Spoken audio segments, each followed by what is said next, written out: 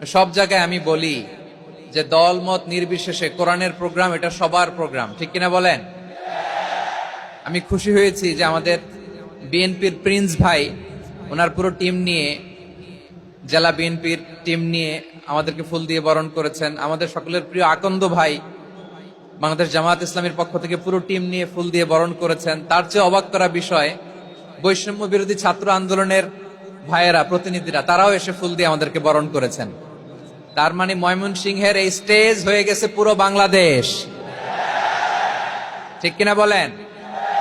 আমরা এরকম বাংলাদেশ চাই কি চাই না?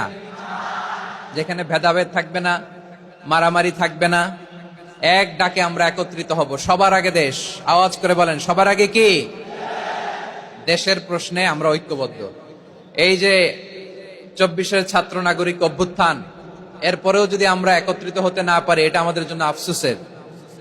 সো এই যে অন্তর্ভুক্তিমূলক ইনক্লুসিভ দলমত নির্বিশেষে আপনারা সবাই আজকের এই স্টেজে একত্রিত হয়েছেন, আমি খুব খুশি হয়েছি। আমি সবার জন্য প্রাণ ফেলা দোয়া এবং অভিনন্দন জানাচ্ছি।